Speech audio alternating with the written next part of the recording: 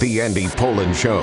We got to go after this with everything we got, figuring they're going to come with everything they got. I'll start off by saying I'm bored, I'm broke, and I'm back. The Andy Pollin Show on ESPN 630 starts right now. Well, it has been so much about culture and chemistry and making sure that you have the right guys for the team.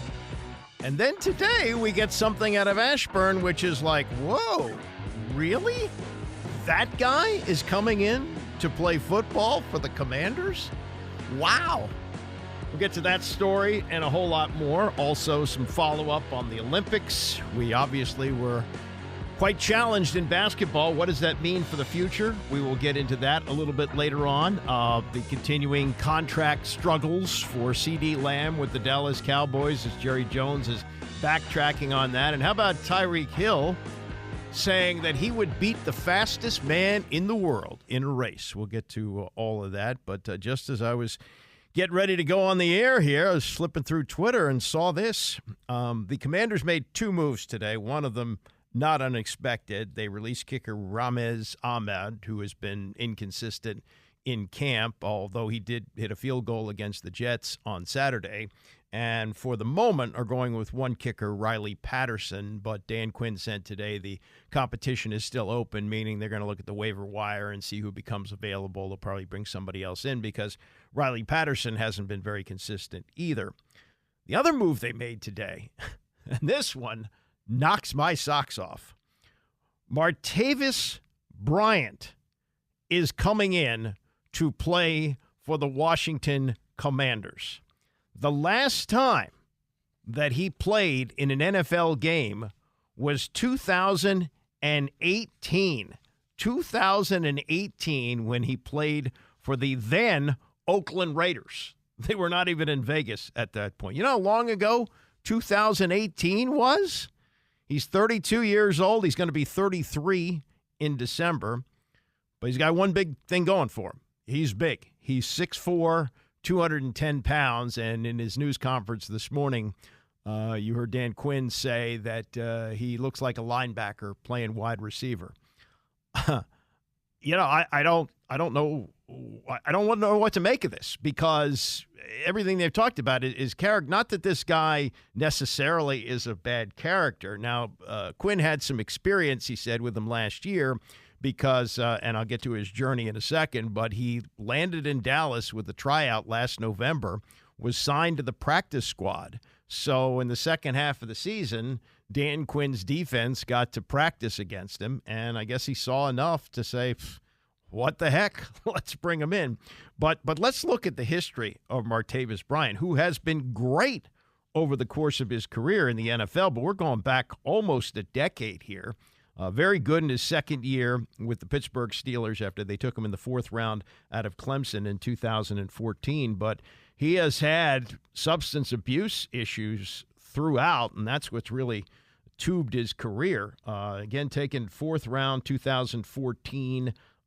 He spent the first 6 weeks of the season inactive because he just wasn't good in training camp. It was like, do we want to throw away a fourth-round pick or see what we got here? So he finished his rookie year with 26 catches and 8 touchdowns in 10 games, made 3 starts. Okay, but then he has a breakout year in 2015, even though he was suspended for the first 4 games of the year for violating the league's substance abuse policy. But he had a very good year for them, and in the wild card round, Ben Roethlisberger, wow, he was catching passes from Ben Roethlisberger, who was still in his prime at that point, threw a touchdown pass to him. And during the catch, he did a front flip and maintained control of the ball while holding it on the back of his leg throughout the flip. The NFL vice president of officiating later deemed that it should not have been ruled a catch, but the score gave the Steelers a 15-0 lead, and they won the game 18-16. Bryant made 9 receptions against Denver for 154 yards, rushing for 40 yards in a 23-16 defeat. That was the year that the Broncos, with Peyton Manning, went on to win the Super Bowl. Then he's out for the entire 2016 season, again, violating the league's substance abuse policy. Comes back in 2017, and has a decent year. Finishes with 50 catches for 603 yards and 3 touchdowns. Steelers made the playoffs. And in their divisional round loss, he had a couple of receptions for 78 yards and a touchdown as they lost to Jacksonville. Then he's traded to the Raiders before the 2018 season, but was released on September 1st, despite facing a possible year-long suspension by the NFL. Again, drugs an issue here. They re-signed him to a one-year deal 10 days later. He played in 8 games, 19 catches, 266 yards, no TDs. Then, how about this? So this is 2018. So he's out of football completely in 2019 and 2020. So he misses 2 years.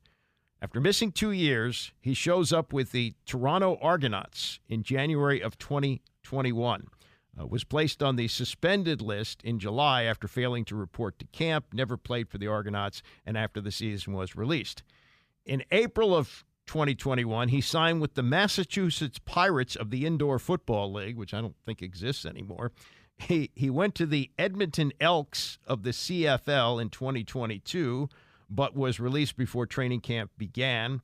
Then he showed up at something called the Fan Controlled League, but never played a game for the FCF Beasts.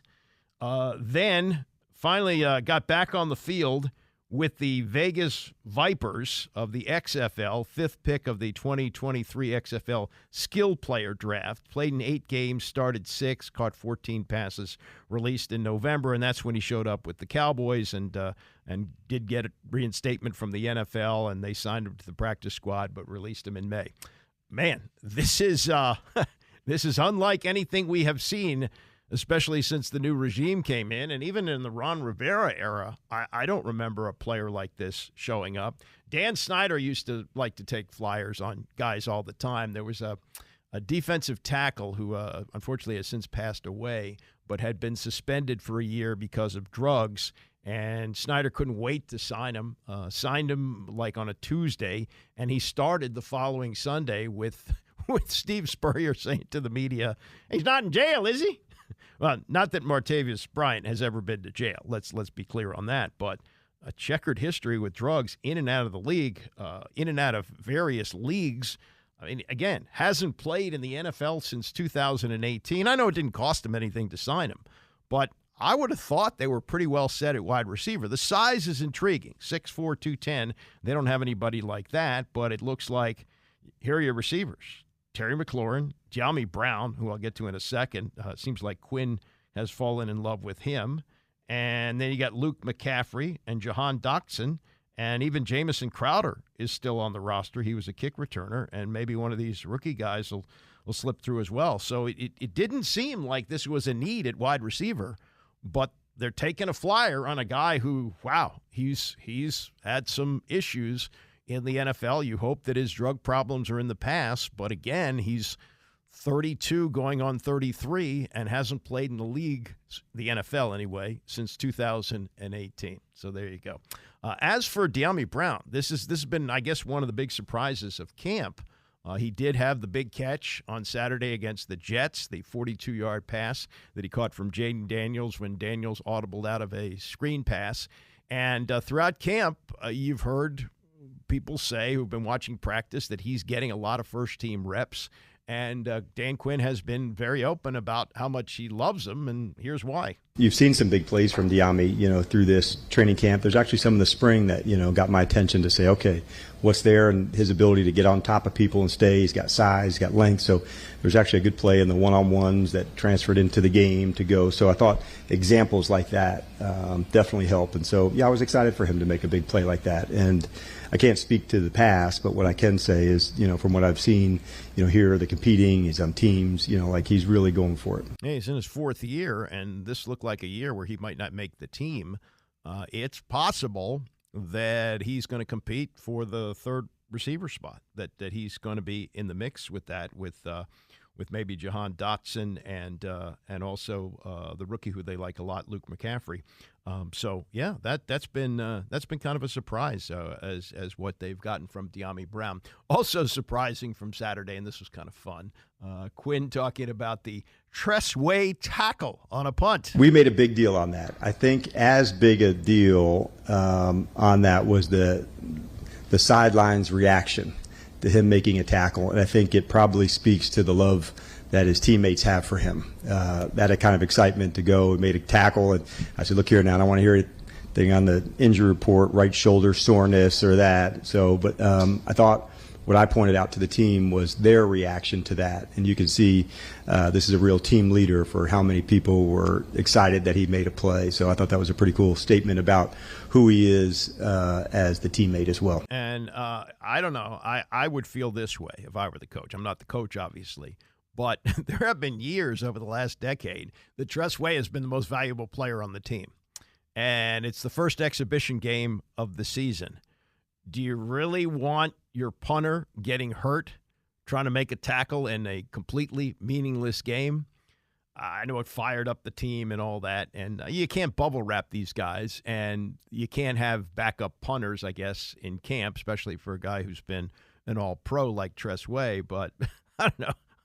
I'd be kind of concerned about that. I understand if it's a regular season game and certainly a playoff game, you do what you can to make a stop, but I mean, these exhibition games and Sonny Jurgensen, actually, this is I'll deviate a little bit here and drive off the road for a second.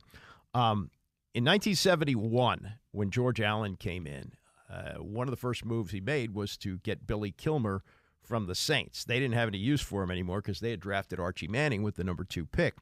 And Kilmer really didn't want to come to Washington because Sonny Jurgensen was entrenched as the starter and had missed very few games.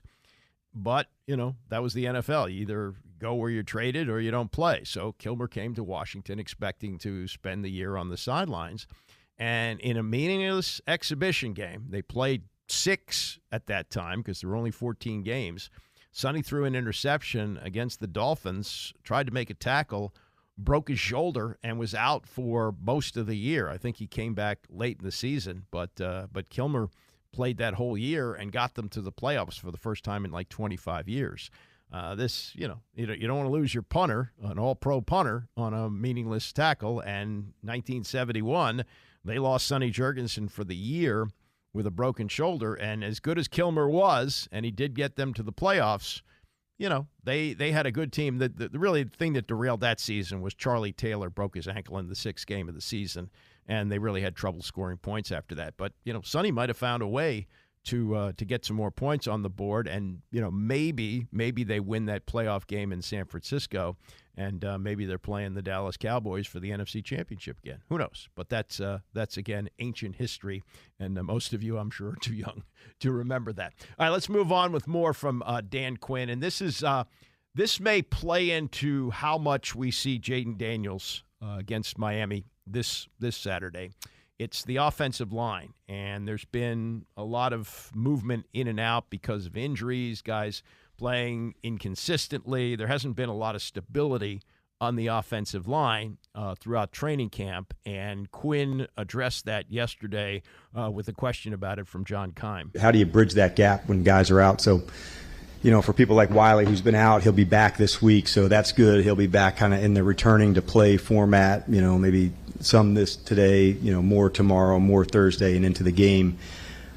The walkthroughs help, John, but you do need the live action, for the quickness to go. For a guy like Wiley, who's excellent communicator, a lot of experience, easier for him to go back in and perform. It's the communication of everyone else that goes with it. And so that part is important. So to have Wiley back into the process here this week heading in, that's a big deal. And we'll continue to work that hard. How about for Brandon with working with a new guy with Allegretti on the other side? Yeah, and so like I said, the walkthroughs and the meetings, that can help. And knowing that we're not going into a regular season game for guys like he and Johnny, maybe we wouldn't push it into that space to make sure he can get there. So it's an important piece, John, to make sure we get those part right. We won't know where Coleman and Johnny are until we get further along in the week. If they weren't able to practice, then we wouldn't play them. So I want to make sure, getting the practice, getting the reps before we play those two. And this could very much tie into how much we see Daniels on Saturday. This was Quinn, and this has been the theory, not the theory, but the process with Jaden Daniels throughout training camp, that they're not necessarily looking at the near future. They're looking at the long future with him. Everything we're doing with him, I know you guys got a lot of questions about him, is, to set him up for a remarkable career, not just a preseason or a regular season. And so that's why Adam and I were so deliberate and intentional about how we practice him and how we play. And so I know everybody wants to put everything in front, but he's just knocking every step down that he's supposed to. And I think that's an important process. We're not going to miss it. I think I told you that way early on, that was going to be it. So we're setting him up to play remarkable for a long time, not just to see if we can get him more playing time in preseason game one or that. So he's checking all the things that I wanted to. But I think early on we had said, hey, we're going to get these competitive moments, Jet one, this one, so we had some to go. So another important week for him to stay in that process. Yeah, and the process is, I guess, what they're using here. The process was what Sam Hinkie used with the Philadelphia 76ers. I don't think this is the same thing, but they're not going to rush anything here. And I don't think anybody needs to panic if he only plays a quarter against Miami and may not even start the opener. I think that's still in play. He has not been named. He's at the top of the depth chart now and looked really good on that first series that he played against the Jets, but I don't think it's a slam dunk that he starts the opener. Probably will, but as you hear what Quinn is saying there, is they're taking the long view on him. Last thing, and I'll tell you a little story after I play this. What you get in training camp is people coming in from other places and, asking questions which suit their area, but also ask questions that have been covered over and over. I had this with the Giants, and I'll give you a story about that in a second. But this also happened during yesterday's news conference. Hey, Coach. Brandon Bossert, WMDT, over in Salisbury, Maryland. Just want to ask you a couple questions. So first, what's it like graduating Salisbury State, coming here to Washington, being so close to home? And second, what are some things you're doing differently with the Commanders now compared to when you were head coach with Atlanta before? Sure. Well, first off, it's really cool to be back in the area. Obviously, for me and my wife Stacy going to school there, such a big impact on the people that, help shape us, coming up. And so whether it be through school or athletics. So we've stayed in close contact with a number of people not only went to school with that are still, part of the athletic program there. So, yeah, we're really pumped to be back closer. As far as a second lap and doing things, I'd say there's quite a bit different. Some of them may be you won't see, just walking around if you weren't with me all the time. Even the way we started training camp, utilizing red zone. So having, different, parts of practice that we're doing things. I would say I'm probably more open to different positions by different players to see what they can do. We were talking about Jamin Davis earlier. And I think moments like that, you have to push it, to find out what unique traits a player does have. And then it's our job as coaches to help, draw it out of them. And so I think those would probably be, at the top of the list for me. Yeah, and it's an answer you've heard before about the transition that he's making here, that that he had played football at Salisbury. So, something of a homecoming, close to home anyway. Not home because his home is Morristown, New Jersey, but playing football at Salisbury where he obviously met his wife.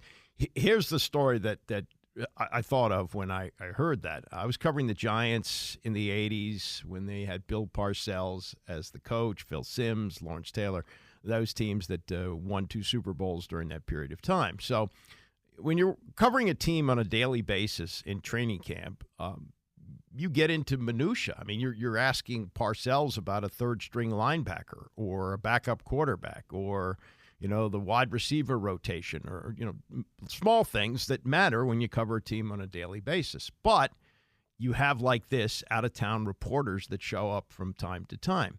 So, it's pretty routine in the news conferences day to day. And then one day, there are 2 guys standing in the back, and they take turns asking Parcells questions about because this would have been 1988, so it was a couple years after they'd won the Super Bowl. And they're asking him questions about, what was that like? What was it like when you took over as coach of the Giants in 1983? Things like that. And those of us who cover the team on a daily basis are kind of, rolling our eyes like, yeah, I mean, why are we going through this now? These news conferences are not for that. But Parcells, starting to have fun with it. And at one point he says, hey, where are you guys from? And one of them says, oh, we're from Scranton. And Parcells says, Scranton? I thought all the helmets there had lights on them, and everybody got a big laugh out of that. So that's my Giants story, and no slight to the Salisbury guys who came in doing their job, because they're going to take that back to the station, and they're going to probably have some B-roll, as they call it. They have some footage of Dan Quinn when he was at Salisbury, or at least some still pictures, and they'll play with that and make the news conference entertaining. But I always get a kick out of that when you get questions like that at the news conference. All right, back to the Olympics. And the question as we head towards 2028, which will be in Los Angeles, will we have a basketball team that's capable of winning another gold medal? I think that's up in the air, and that question will be answered by Joe Varden, who covered this team for The Athletic. He talked about it yesterday on the Rich Eisen Show. We'll get to that and more as we continue. It's the Andy Pollin Show, ESPN 630. The Andy Pollin Show on ESPN 630, the sports capital. If you're just jumping in your car, kind of a stunner, at least for me, out of Ashburn today. Martavis Bryant has been signed by the Commanders. He's a wide receiver, big one, 6'4", and he's wearing number 88. And out on the field practicing with them, it seemed to me anyway, that they were set at wide receiver. They got a bunch of them in camp, but none of them this size. So here's a guy who, unfortunately, has been, marred by substance abuse throughout his career. He's had some really great games with the Pittsburgh Steelers, but hasn't played in the NFL since 2018, and has kind of bounced from league to league, wound up in the Cowboys but with the team in November of last year, made the practice squad. That's where Dan Quinn got a closer look at him. So they brought him in, and I guess no big risks, no big signing bonus or anything like that. He's getting another shot, and I guess we'll see him against Miami on Saturday. I think so. Why wouldn't they take a look at him, see what he looks like in game action? And if they don't see anything they like, I guess they can cut him loose. But that was kind of a surprise. Not a surprise. Also, move today, they cut Ramiz Ahmad, one of the two kickers. So that leaves Riley Patterson. But Quinn said the competition is still open. So they're looking around the league for kickers. This could be a problem, because if you don't have a consistent kicker with not just field goals and extra points, but with the new way the kickoffs are being done, and somebody who could practice with your teams and all that could be an issue for them. So we'll keep an eye on what they do at that position. Meantime, you got the U.S. Olympic basketball team with a big they won another gold medal, but you can hear the footsteps. Victor Wembanyama and France are coming. If they almost beat the U.S. this time around, and their bacon was saved by Steph Curry, who was unbelievable from three. What's going to happen in 2028 when they will likely meet up with Wembanyama and France again in the Olympics, and other teams like Serbia, which took them to the limit in the semifinal game?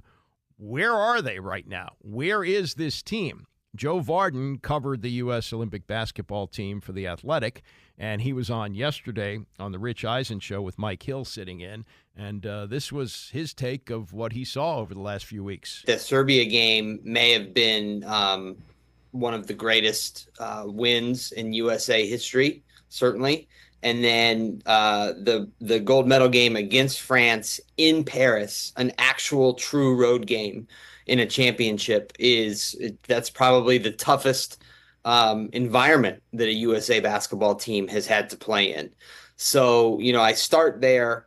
Then I get pretty quickly to the part where, I think as a nation, as a basketball loving, sort of basketball dominant nation, we need to understand that things have fundamentally changed, and it doesn't matter what team we bring to an Olympics, who we throw out there. Winning is no longer guaranteed. It took, 4 of the best players of all time playing together at an extremely high level to narrowly avoid losing in the semifinals. And then you take that same great team, and for the second Olympics in a row, so it's like whether it was the hybrid team with Durant and Dame Lillard and Drew and Booker, and then you have some role players mixed in, or you have this super all-star team. France was again within 3 points with like 3 minutes left. That's 2 gold medal games in a row. So this is the deal. So if you want to compare this team to the Dream Team, it's an almost impossible comparison because the competition was so much different. But the way we celebrate the Dream Team for the dominance and sort of the style and the bringing the game global like the Dream Team did, I think we need to celebrate this team for having been able to rise to the challenges that were created by that Dream Team. I think you're absolutely right. One thing I can give this team a lot of credit for is having a lot of heart to be as many points down to Serbia in the third quarter and then to fight back and to be in an all-out battle against France in hostile territory with all the expectations on Team USA, because anything other than a goal is a disappointment for this basketball team. To see Kevin Durant go out there and play defense the way he played, I mean, that in itself says something about it. But, LeBron James was phenomenal. He was named the MVP. But Steph Curry, lasting memories. I mean, you're there. You're watching it. We're watching it on television, and we're amazed. What is it like in the arena when Steph just does what he does in that fourth quarter against France with those 4 big three-pointers late? No, you keep talking about all these wonderful Olympic memories, and I keep thinking about all the French red wine that erased all these memories. But no, to your point, so the MVP voting is a little funny. They put up a QR code in the media room starting before the semifinal. Oh. So, and anybody basically like it's media and then FIBA experts. So I'm not even sure who that entails. But basically, it's like if you have access to that media room beginning on the semifinal round day, you can cast your vote. And LeBron had been the Americans' most consistent player. Certainly, if you go past the Olympics and include the 5-game exhibition season, and we were covering that every day, and ESPN had done a lot of coverage on it. So like everybody was up to date on how the U.S. had been playing, and so I think that's how LeBron gets the MVP. I mean, for Steph to have 36 and then I think 26 and to make 17 threes in the semifinal and final in games that they probably would have lost had Steph not made those shots. He, of course, is the MVP for this tournament. And I think actually like this shouldn't have been the case, that a player of his level and with his resume and career could somehow add to his legacy, but he did.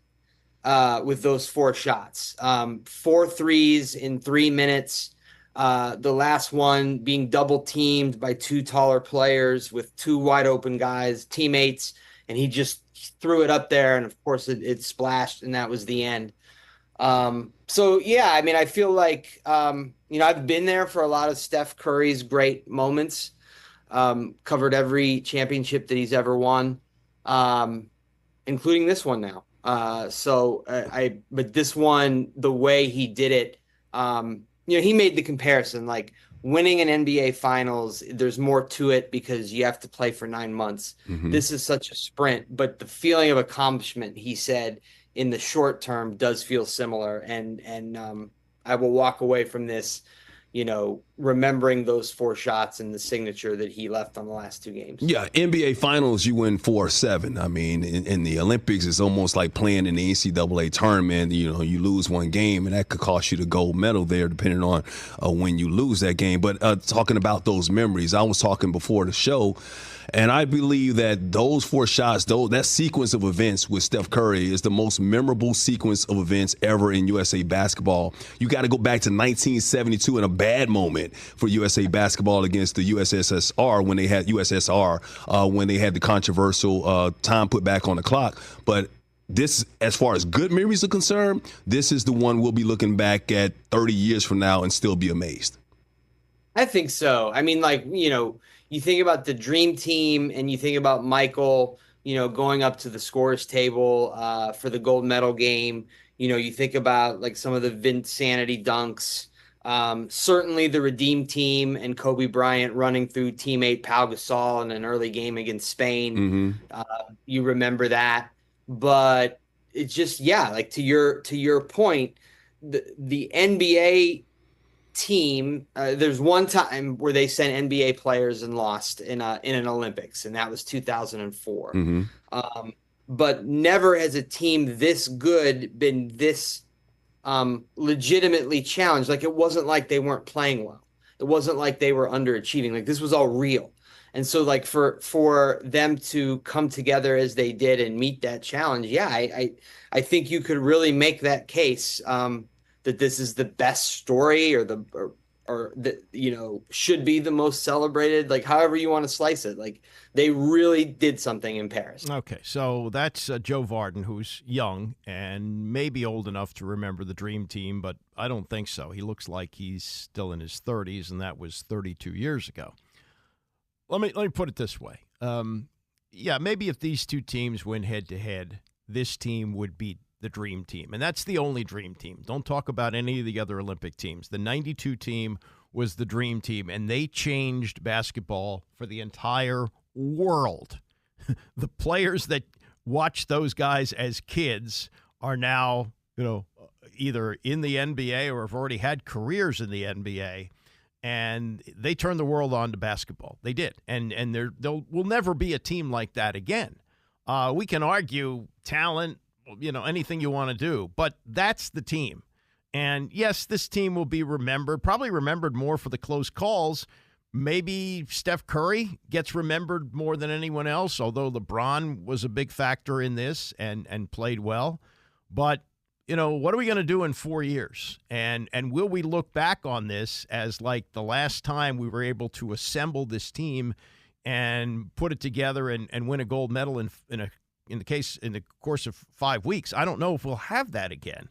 And these other teams, they've been playing together for a long time, and they're familiar with international basketball. The rules are a little bit different. The ball is different. The game is different in that they play 40 minutes instead of 48, and it's 10-minute quarters, and all the different things that go into it that make it so that we can't necessarily just cobble together some players and win the championship. So whatever you want to say about memorable teams and teams that came back and made up for like 2004 when we had to settle for the bronze, when that was just a mess with Larry Brown coaching the team, and what Mike Krzyzewski did for USA basketball to get it back on track, and the competitiveness of Kobe Bryant, who held those teams together and all that. But there will not be anything else like the Dream Team.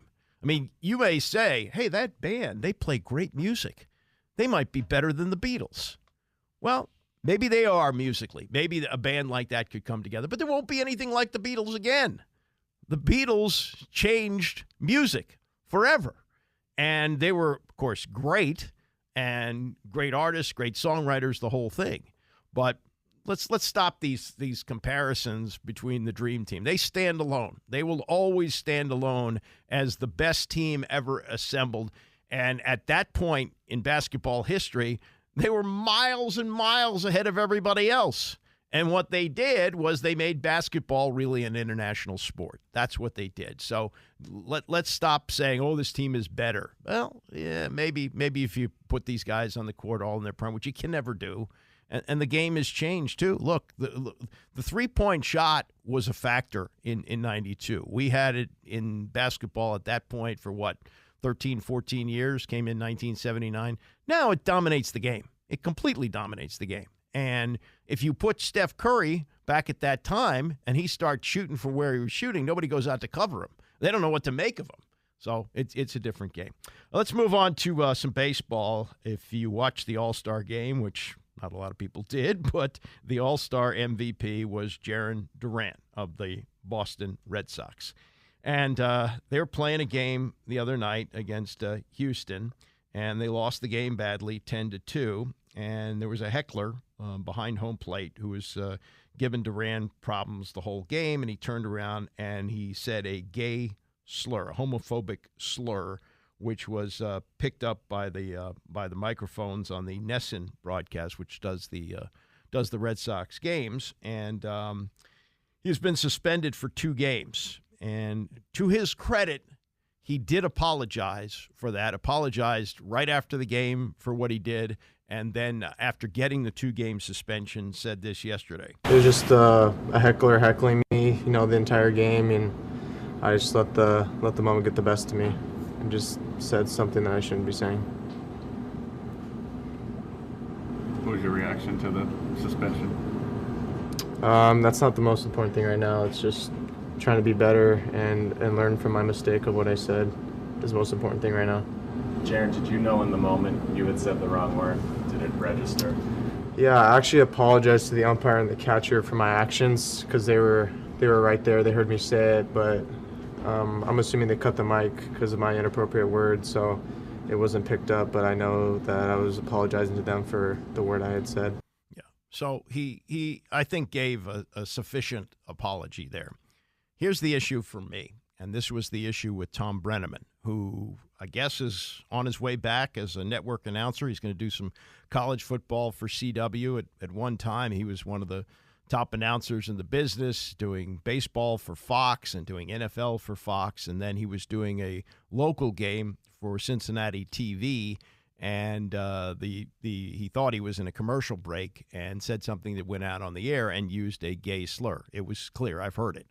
And he was immediately fired and has spent the last 4 years on an apology tour. He's spoken to gay groups about it, and maybe you could make the case that he's made up for his terrible mistake and deserves another shot. The issue for both Brenneman and for what happened here with Duran is if that word is coming out of your mouth as easily as it is, and you can use it in daily conversation, then you got a problem there. That's the bigger issue, because if you're risen to anger like a fan heckling you like that, and it easily flows out of your mouth, then it's in your conversation.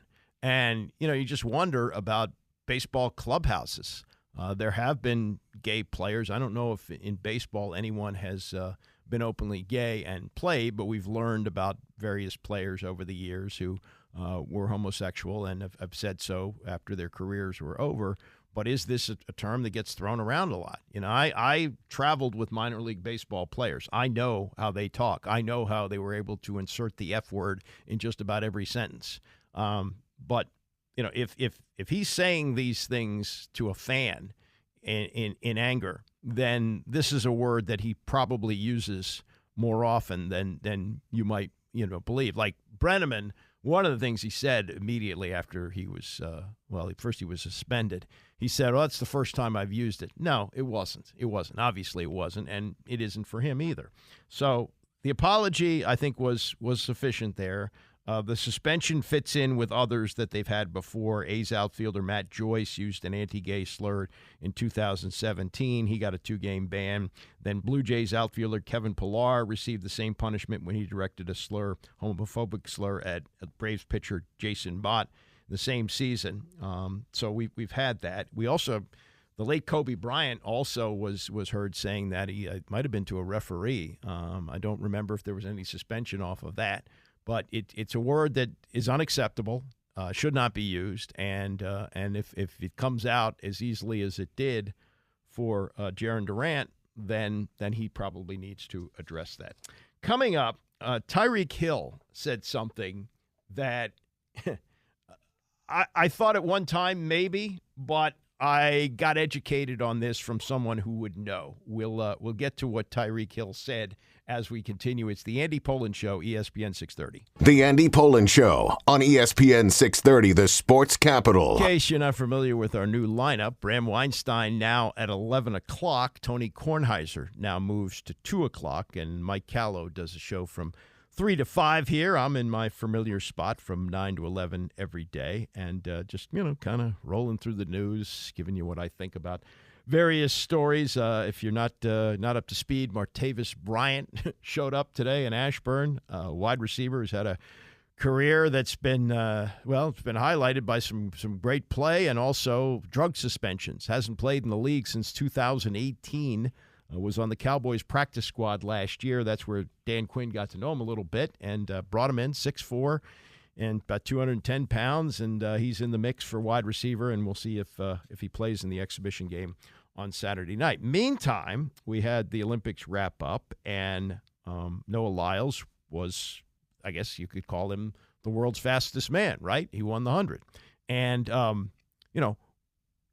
the course of history, the NFL has kicked the tires on great sprinters. Darrell Green would have been, at least on the relay team, might have been an Olympic sprinter if the rules were different. In 1984, in the Olympics in Los Angeles, he was already a professional football player, been taken in the first round by the Redskins, and therefore was ineligible to compete as an amateur in 1984. But he said at that time, and I believe it, because he's maybe the fastest guy who's ever played in the NFL and remarkably played 20 years. And they're even, I haven't seen it, but there's stories he's still running a 4.5 in his 60s. But he's a sprinter. He's got sprinter speed. Who is a Hall of Fame football player.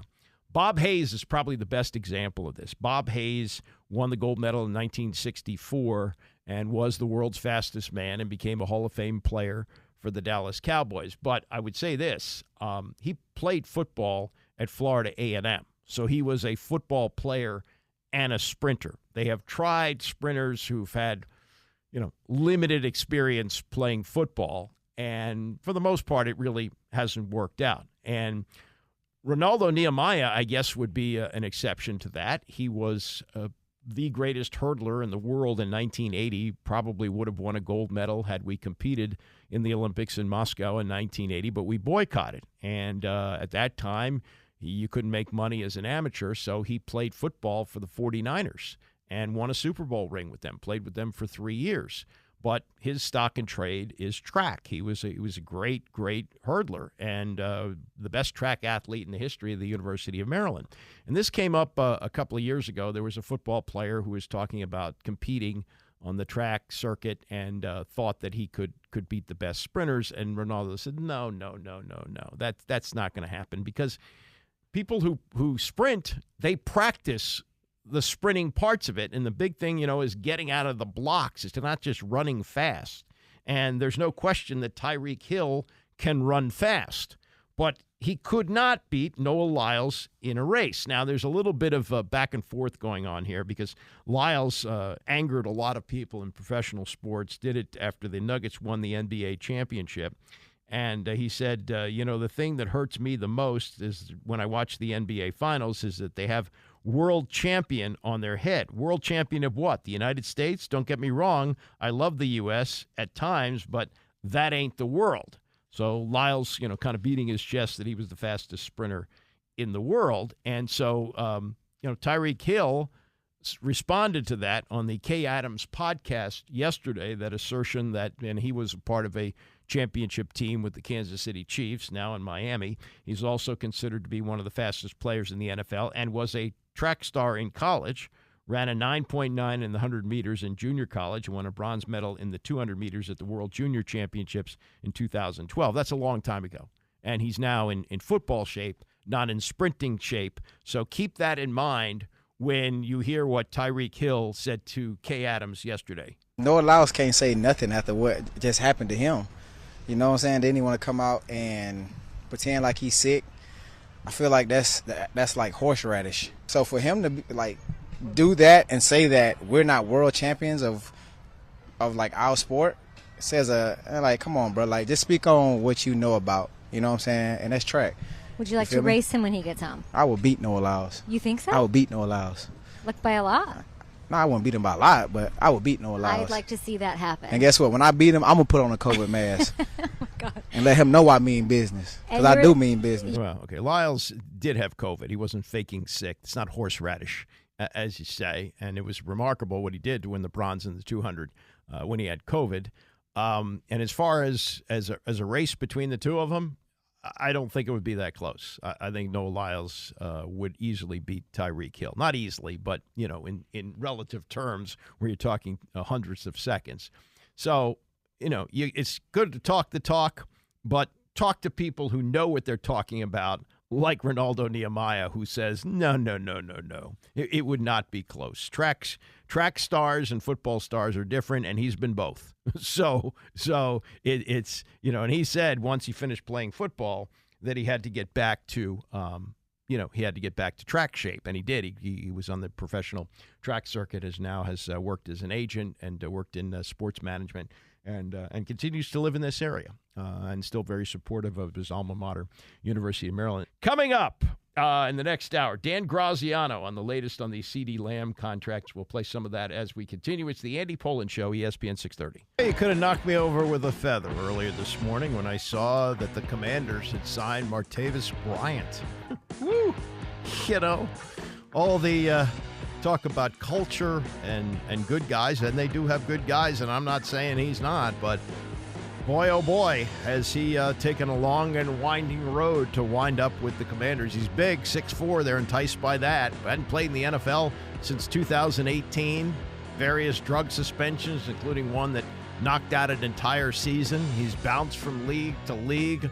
Last played real football in the XFL a couple of years ago, was in the Cowboys facility last year, made the practice squad, and we're going to take a look. So there's that, and we'll see where that goes, and we'll see how much he plays. But I would have thought, wide receiver was one position where they seem to have more than enough. And Terry McLaurin obviously is the number one guy. Dyami Brown has been kind of a breakout for them in camp. Like, he was a forgotten guy. Dan Quinn seems to love him. He had that big 42-yard catch from Jaden Daniels on Saturday. And then you got Jahan Dotson. He was a number one draft pick a couple of years ago, had a kind of a down season last year. And they've been really high on Luke McCaffrey, who they took in the third round or fourth round out of Rice, former quarterback. And he's got some chemistry going with Daniels because they've been doing film study early in the morning every day. So this kind of came out of nowhere. They did cut a kicker, which was no surprise. Ramez Ahmad gone, and they're going to go with Riley Patterson, who's been inconsistent. I think he missed Saturday as well, but he'll do the kicking against the Dolphins, and Quinn is indicating that they're going to bring in another kicker to compete with them because they're far from set at that position. So we'll get to more NFL. I meant to mention this yesterday and didn't work it in. That college teams are working out. I think, what's today? Today is the 13th, so we're probably a little more than 2 weeks away from season openers in college football. They get the jump on the NFL, and usually by Labor Day, that's like the second week of the season. The NFL always waits out Labor Day because they don't get the TV ratings. But we got teams working out, including the University of Maryland, and they have made bowl games the last 3 years and have won them. Mike Locksley has done a really good job since coming here. In fact, he was hired by Damon Evans, who just got a contract extension, and he took over a program that was a mess because DJ Durkin was fired when you had Jordan McNair, who a horrible situation where he had heat stroke on the field and they weren't equipped to handle it, and the reason he got heat stroke was insane with a strength coach trying to prove how tough he was. So Locksley has really taken over a program that was kind of in a tailspin and put it in the right direction. One of the big reasons for that is the quarterback that he's had the last 4 years. He's had Tulia Tagovailoa, stability at that position, which in college football is rare these days with all the transfers. But, since he's been here pretty much, Locksley has been able to look at the quarterback position and say, we're set there. And he had familiarity with him because Talia had come from Alabama, where he had been recruited by Locksley. His brother, Tua, now big contract with the Miami Dolphins and won a national championship at Alabama. So there's family familiarity there, but that's over now. Talia had tried to get another year, though he wasn't going to play at Maryland, and now is signed with the Canadian League.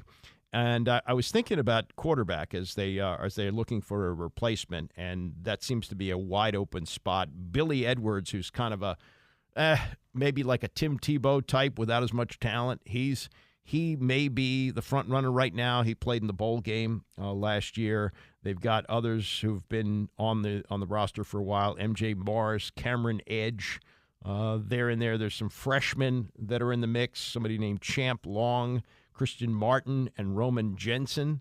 So they've got quarterbacks to choose from. And look, Loxley was in this position as the offensive coordinator in that famous bowl game, championship game. It was against Clemson. Yeah, it was against Clemson.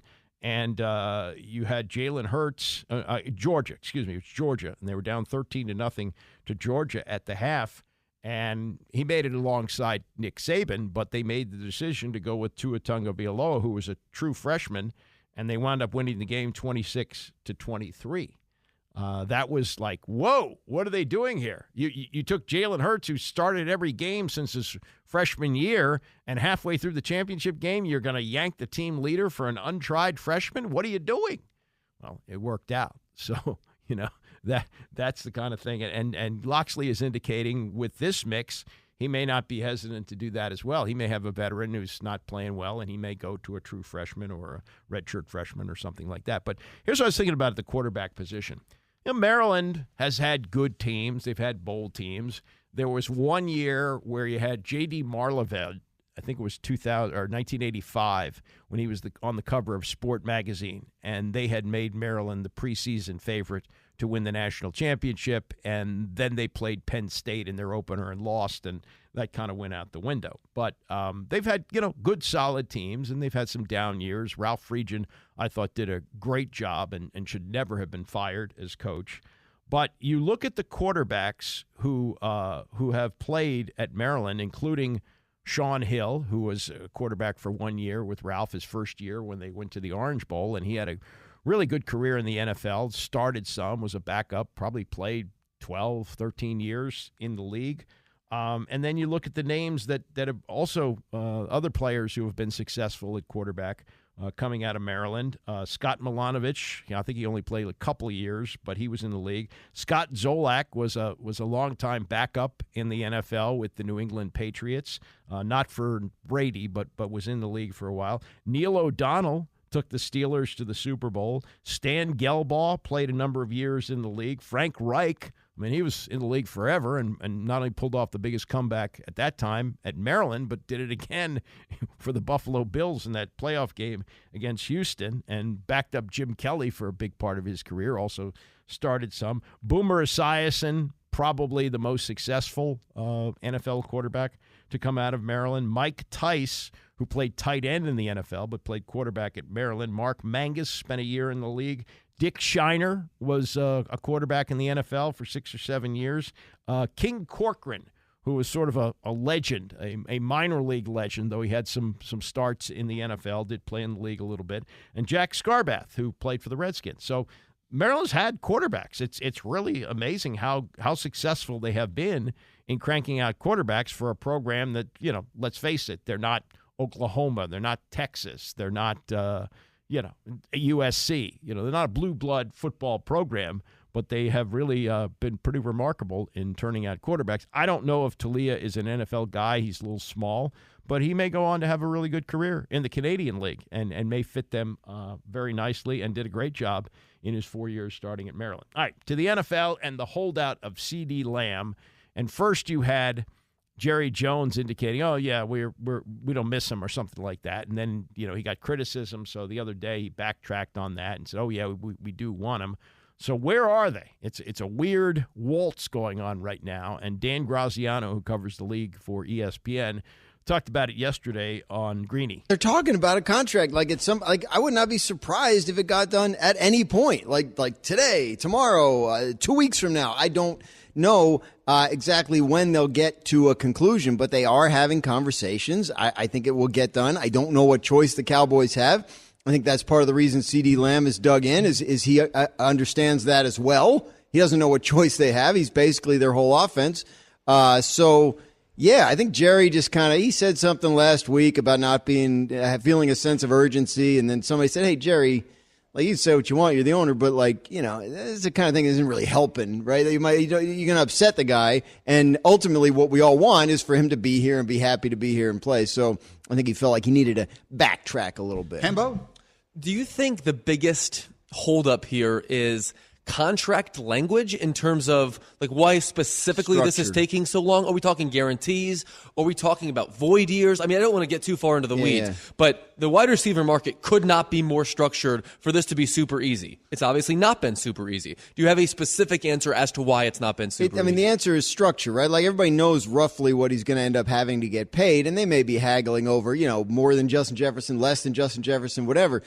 But really, it's about structure. What they're saying, the point they're making is we want to get Dak Prescott signed, and eventually we want to get Micah Parsons signed, and these are going to be massive, massive deals, record-breaking deals probably. So we have to structure this contract in a way that allows us to do those. So when do the guarantees kick in? How much signing bonus can we spread out over the life of the contract? What will the cap number be this year, next year, the year after that? And then how do we fit those others in around it? So they are imagining what the Dak and Micah deals are going to end up looking like and saying, well, Ceedee, we need you to do X, Y, and Z so we can work around it with those others. But why? We've talked about this a decent amount on this show, just in terms of Jerry Jones is kind of cheap when it comes to front-loading the contracts with these big bonuses. He winds up spending more on the back end. Why does he believe that to be the most cogent team building strategy? That low signing bonus? Because, you get less dead money as a result of the lower signing bonus, right? If you have a $20 million signing bonus spread over 5 years for cap purposes and you cut the guy after year 3, that's what? $8 million in dead money. If you have a $70 million, right? So we worried about cutting Ceedee Lamb? No, but you never know what's going to happen, and eventually, all these contracts, you do a 5-year contract, usually the first 2 or 3 years are all that's guaranteed. So yeah, their philosophy on and why they do it and why their cash spend has been relatively low relative to the rest of the league. I mean, there's something there, that's for sure. But this is, a lot of it is Jerry's done deals for years with players, and he's been able to go and say hey man, Cowboys, that's a big deal, and no state income tax, and I don't think it works as well on today's player as it did a generation or two ago, and I think the deals we've seen them do early are deals that are favorable to them. Tyron Smith's contract a long time ago, that was a deal they were able to get money out of over and over and over again because of the way it was structured. These guys are not as amenable to doing those kinds of deals because we're in an era where players are a little more aware of their worth. That's Dan Graziano on the Ceedee Lamb situation. Meantime, with the Jets, we got something even more bizarre than a star wide receiver holding out for big money, as the salary structure has changed in a lot of ways in the last few years for wide receiver, and Ceedee Lamb wants to get paid. The Jets situation with Hasaan Reddick is unbelievable. It's just incredible. You know that the Philadelphia Eagles traded Hasaan Reddick to the New York Jets in the offseason because they didn't want to pay him. Not that he's not a good player, but he was heading into the last year of his contract. They knew they were going to have to give him an extension. He's due to make $14 million, and Reddick is looking for an extension before he reports to camp because, he wants certainty on that, and would seem that the Jets are in a year that they're going for it. Aaron Rodgers isn't getting any younger. Last year was a disaster for them. They expected to be in the mix, and the defense was good. The defense kept them in games most of the year, even with a terrible quarterback and they did not have any real great offense, but the defense was good enough. Well, Reddick entering the final year of a non-guaranteed 3-year, $45 million contract. He's already cost himself a lot of money by not showing up. He's cost himself over $1 million in automatic fines that can't be rescinded by the Jets, even if they work out a new deal. He's also forfeited a $250,000 bonus by missing the voluntary workouts and could be hit with an additional $300,000 in fines before the first game of the season. He's turning 30 years old. This is probably going to be the last big contract that he signs, but the Jets are saying, no, we're not meeting your demands, and he requested a trade yesterday, and they just said no to that. Now, Joe Douglas makes this trade in the offseason, doesn't understand that you're getting a player who's being traded only because he wants a new contract? Don't you at least, say to the Eagles, well, let's see, if we're on the same page before we make this deal? No, they just made the deal. So you got Hasaan Reddick sitting out, and I don't know what kind of hardball they're playing. I guess eventually they'll pay him. They got the cap room to do it, but it seems like this is such foolishness on the part of the Jets not doing their homework. And Connor Orr wrote today in SI, he said, to me, playing hardball with Reddick tips the scale in the direction of a pratfall. The Jets have cap space. They have a need. They have a player who has 27 sacks and 49 quarterback hits over the last 2 seasons, asking for money. They need to pay him, or like the owner in Dallas, admit that all in means different things to different people. It's just mind-blowing that circumstance is going on. One more thing from Graziano, and this is essentially on the trade that the Chicago Bears made. They had Justin Fields, who was unhappy knowing that they were bringing in Caleb Williams and needed to be traded, so they traded him to the Pittsburgh Steelers. And, based on exhibition games, you saw Justin Fields really struggle for the Steelers last weekend, while Caleb Williams was spectacular for the Bears. So how does everyone feel about that? Dan Graziano with a look at that yesterday on Greeny. I had so much fun watching Caleb Williams. Like, it was cool, and it was everything you would hope it would be, and they have every right to be excited. There's no question about it. I will say that people were excited after Justin Fields' first preseason game too, and in Chicago. And look, to be fair to Justin Fields, like, it's not as if he can't get the snap from the center. Like, that was not a problem he's had, right? Like, that was unique to the other night. But I think what it does is it kind of makes a sort of oversimplified comical example of like what we've been talking about, which is Justin Fields can do spectacular things. Can he do the basic things they need him to do to succeed as a quarterback in the league? And I'm not talking about getting the snap from center. Again, just that sort of illustrates the point. Like, Orlovsky was talking about the speed of his drop relative to the receiver's routes, stuff he's been working on for years and hasn't mastered.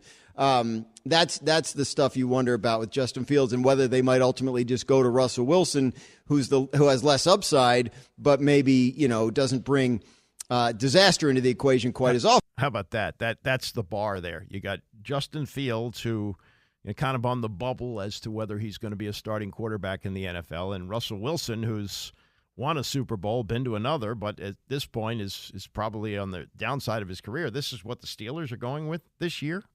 Amazing that this is where they're at. Maybe they're hoping that Fields develops, but so far he's looked a little bit shaky. You can't really read everything into what you see in preseason games, and it is as good as Jaden Daniels looked on that drive, and as the wonderful things they've been saying about him in camp.